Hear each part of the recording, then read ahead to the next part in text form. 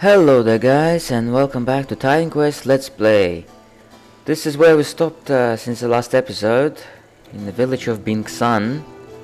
So in this episode we're going to be heading to the Mount Shiyun to see the Yellow Emperor, and we're going to be fighting Yao Guai. So this is already a great start, fighting Tigermen. They're already kicking my ass. It's quite a dangerous combination. They always come in packs, and the pack always has one of those warlords or pack leaders, whichever, and the mage. Sometimes, if you're lucky, you get a monster hero as well. Alright, so yeah, I just picked up another Jade Emperor's Serenity. So completed, we get 9% armor protection bonus, so nothing special really. Here fighting some more Tigermen. I mean, there's quite a lot of them in this area. Tigermen and Dragonians. This is quite possibly one of the most dangerous areas of Act 3. In fact, one of the most dangerous areas in the game, because this area, it's got a lot of these camps with Tigermen, and then you go around the corner and you get ambushed by Dragonians. Alright, so I just picked up this helmet. It's a yellow, but it's quite nice. I mean, adroitedness, that gives dexterity. This is something really lacking, the dexterity.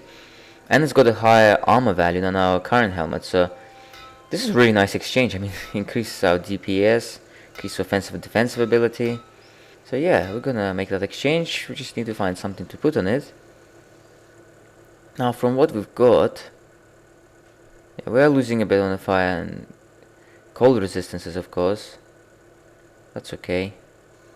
Alright, so I thought I might put this Jade Emperor Serenity actually, since we do get those Tigermen casting lightning quite a lot. So yeah, why not? So get some lightning resistance. At least it's only -10 rather than -40, because those Tigermen mages are hitting us pretty hard. Alright, so Dragons, these mages, these pesky mages, they're pissing me off so much with their freaking plasma balls, which stun you and deal a colossal amount of lightning. That's another thing, with lightning damage as well. See, this is good to put lightning resistance on that helmet. I should have put it earlier actually, no wonder we died. I think we died a couple of episodes ago. Alright, so this is just a side quest. If you remember, this is a side quest behind the waterfall. It's quite a short side quest, nothing special. Alright, so this is the guy here, if you remember, quite near Bingsan village. He's the one who gave us that side quest. He gave us some rubbish pendant, which is here. Oh, that's not that rubbish actually. +2 to all skills in Earth Mastery. Unfortunately, we don't have Earth Mastery, so we can't use it. Well, we can use it, but will be no point. Alright, getting annoyed by more Dragonians. I mean, these guys, they've been pissing me off so much lately. Seriously, just being chased around the woods. These guys, they finish you off, and the mages, they keep stunning you, doing a lot of damage with those plasma balls, which they cast after every second swing of their staff. Luckily though, if you're far away, a lot of them miss. If you're really up close, point blank range, you could be dead. Stop shooting this crap. See how annoying. I swear, this is the most broken enemy in the game, seriously. This is the most broken, apart from the Dactyl, of course. Apart from the Dactyl, this is the most broken enemy in the game. Freaking annoying.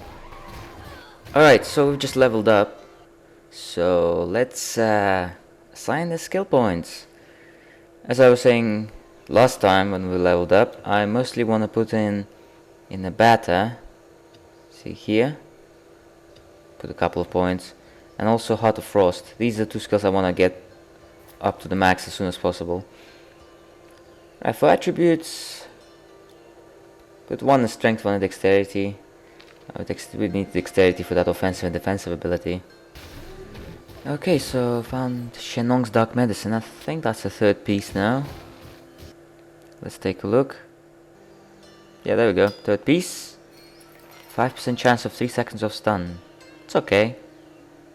And we are getting, look at that, the 15 reduced resistance, which is its inherent bonus, which is quite good. It reduces the resistances of the enemies. There's a Tigerman monster hero there, just behind the mage. So we're getting the pack leader, mage, and the monster hero. See the, just time to go into freaking Colossus form, seriously. See that big Tigerman, big white Tigerman just in the lower left corner. There he is. Meow meow. Oh, I'm dealing so many criticals on him. Oh yeah, and that's a good Spellbreaker skill is very good here because they always have these auras everywhere, and you can disenchant them. And no surprises there. There's another one right next to where we killed the previous one. So this one, Shaoxin the Wanderer. See, two mage Tigermen monster heroes, they do that quite a lot. A lot of the time they spawn two at once, two in the same area. So you always got to be careful. So you got two mage heroes, Shaoxin and Meow Meow, and you got that Junshan, who is a warrior monster hero. So you got three dangerous Tigerman monster heroes. Alright, so Frigid Staff of Feasting. More Dragonian mages are pissing us off. Seriously, these guys. There's another one somewhere here. Yes, there's two. I was fighting them and I got sort of lost in the woods. Started luring all the regular Dragonians one by one. See, he put that aura on himself. And you can actually use Spellbreaker if you've got it. It's too late already. He lost it already. I mean, look how often they cast that shit. You gotta be careful. Yeah. Alright, so this is nearing one of the side quest areas. If you remember in the last episode, just at the end, we got the side quest, the Hermit Mage. So this is his little hut here, which they destroyed. I already showed this on normal difficulty, so yeah, disenchanting the Tigerman and moving away from the battle standard range. See, the battle standard effect still lingers on a little bit, a few seconds after the pack leader falls. So yeah, you gotta be careful of that as well. Yeah, as soon as you walk right next to the hut, you get 70,000 experience. But yeah, I showed this already in a normal difficulty, where to find it and all. So check that episode. I think it was Day of the Dragonians or one of those episodes. So yeah, just a bunch of chests, and there's three in here. There's always three in here. This Hermit Mage always leaves 3 chests behind. See, we've done the side quest. So the next stop, Mount Chiyun, Yao Guai. Alright, just before we even got there, there's Dragonian monster hero now. I mean, this is getting ridiculous. Tartan Narak. So yeah, the Dragonians. I think there's another one. I think called something Manbane or something. I think. Yeah, I think it was Sargoth Manbane or something. Yeah. So basically, there are 2 Dragonian monster heroes that I've encountered the most. This guy Tartan Narak and the other one. They're both mages. So ironically enough, they're not as dangerous as regular mages, which is crazy. Just gonna get rid of that. See, they got Razorback Harness, Strength, Health, it's okay. Shrine, would you like to come down so we can actually use you? Yeah, just sitting up there. How are we supposed to reach that? Alright you guys, well, it's time to face Yao Guai the Demon Bull, and as you know, on epic difficulty, epic and legendary, he's a lot more dangerous than on normal. His attacks suddenly get a lot more powerful. So you need fire and bleeding resistances against him, so we're gonna be putting all our fire resistance gear on. See this ring? He needs as much fire resistance as possible. I think I'll put this helmet, 80%. We also need the bleeding, so gladly we had this Atropos assistant with the bleeding resistance. Bleeding resistance is so damn hard to find. I mean, hardly anything gives, and as soon as we've done that, we our Hunter's Braces, yeah, because I think it's got the dexterity requirement, which we can't meet anymore once we change our gear. Alright, so I've just decided, yeah, so I put our old braces back on, the braces of the Tempest. And, alright, so we've got 111 bleeding, 59 fire, 59, not too ideal actually. And you will find out why it's not ideal. Hint hint, I get killed. Alright, so once you got your bleeding and fire resistances up, you go and fight him. Of course on normal difficulty, neither of those resistances are needed, because on normal difficulty, well, they do help certainly, but you can actually survive easily without having to get them. But on epic and legendary, you can't make this mistake, so you have to be really watch. And he does spam his powerful attacks quite a lot. See, that's the fire one, and then the one when he jumps like crazy, that's the one that does bleeding. And if your bleeding resistance is very low or non-existent, then that attack will kill you almost instantly. Look at that, look how much damage that fire did. Look how much that, it's I swear it does like several hits, because we keep losing, Or maybe it does like a damage over time. It's one of those.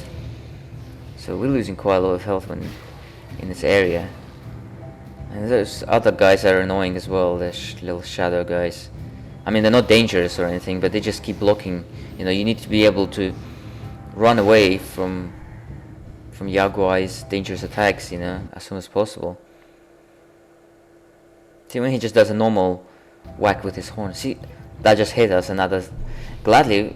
I mean, with our maximum bleeding resistance, it still lowered our health like like 2/3. You know, we lost 1/3 of our health.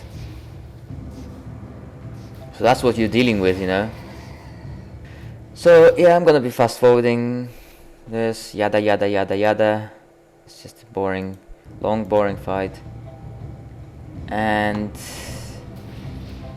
this, that's what happened. See, it's ridiculous.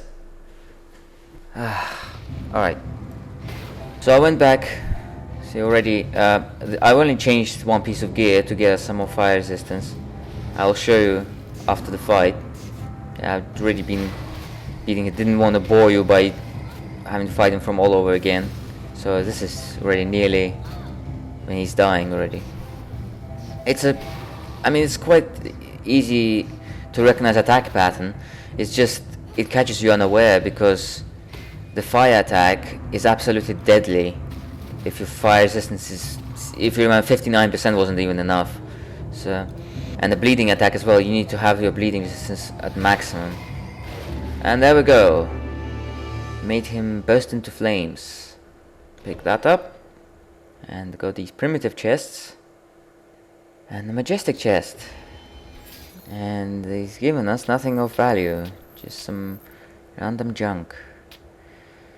Alright, so see, I put this armor here because it gives us extra 8% elemental resistance for 67% fire. See, that's the armor we had. It's one of our old armors. So it made a bit of a difference. 59 to 67. I managed to survive the onslaught of fire coming my way. And yeah, so putting our old gear back on. There we go. So yeah, I think I will actually leave that fire resistance ring because it's got extra offensive ability. We could certainly use as much offensive ability as we can. So you get 517 from 469. Alright, well, this is it. That was Yao Guai. Hope that was helpful. So we're gonna stop around here. We'll see, this is Jade Palace. You reach. We're gonna speak to the Yellow Emperor in the next episode. So I'll see you guys later. Bye bye.